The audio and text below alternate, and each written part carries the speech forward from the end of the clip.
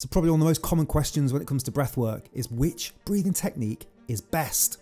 And there's many camps in the breathwork world. Once you go down that niche, we've got the Wim Hofers over here, and I love a bit of Wim Hof breathing. We've got rebirthing, holotropic, we've got pranayamas, and we've got all the breathe less like Buteyko and Oxygen Vantage. And yet, one thing that keeps coming up over and over again is coherence breathing, also known as the perfect breath. And there's lots of ancient texts and manuscripts that reference this 5.5 second cadence. So obviously I wanted to know more, so I got on Gavin, who's the Managing Director of HeartMath UK and Ireland. Let's hear what he has to say about what coherence breathing is. For the people that are watching this that maybe have never heard the word coherence before, or HeartMath, can you talk about what is coherence breathing and what are some of the benefits of it? Okay, well, so to start with, in terms of what HeartMath is, HeartMath's actually a system. So HeartMath is a system of breathwork techniques, which is where the coherence breathwork comes in. But in addition to that, you've got an aspect to it which is about interoception, so focusing into your body, but particularly focusing into the heart. So, you know, a lot of people have never really spent any time noticing what's going on below here.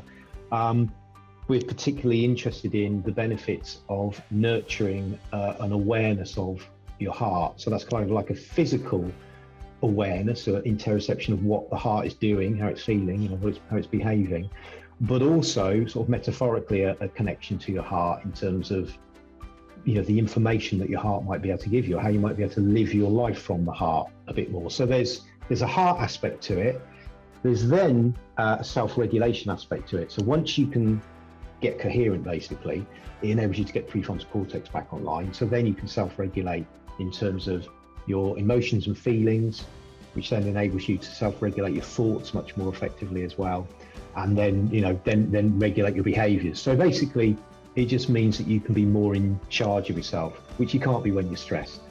So there's the self-regulation piece, and we've got techniques that enable you to do things like solve problems or communicate more effectively, or like plan a project, for example.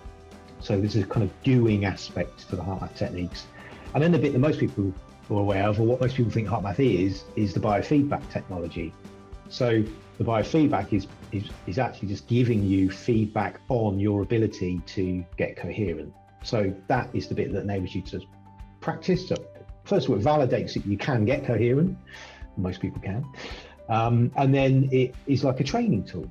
So it's like taking your coherence to the gym, you know, every day. If you practice with your inner balance or your NY Pro, then what you're doing is you're making sure that you're giving your coherence a workout, you're strengthening the muscle, and then that means that it's available to you, you know, when you really need it. So the biofeedback, it's not an essential part of the system, actually, because the techniques are the important part of it, and HeartMath existed before the technology was even around, before we even knew that you could measure this state that people seem to be able to get themselves into. But for many people, the technology is really helpful, because the biofeedback builds that awareness of, okay, well, when I breathe like this, or I make this small adjustment, so I deepen or I smooth it a bit more, or I release tension elsewhere in my body, you're getting the instant biofeedback on that, and then that's showing up in, you know, either higher or lower levels of coherence. So it just enables you over time to sort of work out your sweet spot, what works for you. And then once you've done that, it basically sustains the habit. So for me, I'm kind of addicted to doing 20 minutes a day on my inner balance. And on the rare occasion I don't do it, I feel bad. so double down the next day. But it's just a nice way to kind of like keep the practice going and keep the habit there. That's what HeartMath is. In terms of coherence, so coherence is a state. It's actually called psychophysiological coherence in the science, because it's physiological and it's also psychological. But what you're doing is you're using the power of the breath to bring the autonomic nervous system into balance. So you're balancing, syncing up the sympathetic and the parasympathetic. And once you do that, that then is reflected in the heart rhythm. So we go into this lovely ordered pattern, and on our technology, you can see this lovely rolling sinusoidal waveform that you can create. And then if you imagine that the heart is the largest rhythm maker in the body, what happens when the heart goes into that rhythm is all the other systems kind of synchronize with it. And so everything's operating in this lovely, like, efficient state. All of the kind of energy in your body is being optimally utilized. You're naturally going into homeostasis.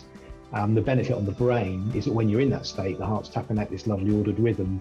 The brain, in effect, goes, oh, well, there's this lovely ordered stability coming back at me from the body and the heart, so I must be safe. So that then enables the prefrontal cortex to activate, which then enables you to do all the stuff the prefrontal cortex can do, like, not do and say stupid things, solve sophisticated problems, communicate with people in sophisticated, complex ways, that type of thing. So it's that aspect of it that is, when we're stressed, it's the stress that's driving us. It's driving what we're thinking and what we're saying and what we're doing. Whereas if we can recognize, I'm stressed, then you can do these techniques very quickly, get yourself out of stress, back into the prefrontal cortex, and then you're much more in control of yourself. So coherence is the state that basically you put yourself into, and the benefit is that you're more in control. And it's good for your physical health, it's good for your mental health, it's good for your emotional health, and I'd say as well that it's good for the spiritual or existential part of you as well, because you can kind of reflect on those big important questions in life that are very hard to do when you're stressed. If you want to know more and you want to hear that entire conversation, it's for free. You can watch it on my Breathcast channel, and you can listen to it on iTunes and Spotify and all those places. The links are down below. I should also say the HeartMath device that you can buy, which basically connects to your ear and helps show when you're in coherence, and has different breathing exercises on the apps which you can use on your iPhone and Android. Gavin has given us a 20% discount off that for the next 30 days. So we are on the 8th of July at the moment, so I think probably the 7th of August we've got till. If you're interested in picking one of these up, the link is down below for US and UK people, and you can essentially connect this to your ear, connects to your phone, and you connect it to the app, and then you can see the waves. I actually first heard about this from freediving world champion Tom Zitas, who was the first human to hold his breath for 10 minutes and knows a thing or two about breathing. So highly recommend you check these out. There's no affiliate link for me or anything. I just think it's a great thing, and I'm happy to promote that for HeartMath. So please check those guys out. Gavin's also got his own app called Syntropy. So if you liked Gavin and you want to know more about his app, which is all coherence related, and I think they're going to do some other stuff, that's also down below. So please check all that out. And while you're here, why not do some coherence breathing next? So I'm going to link to this breathing exercise, which is coherence breathing, and I'm going to link this to Gavin if you want to go straight into the podcast. Thank you for watching. Take a deep breath. See you on one of these videos next. Cheers.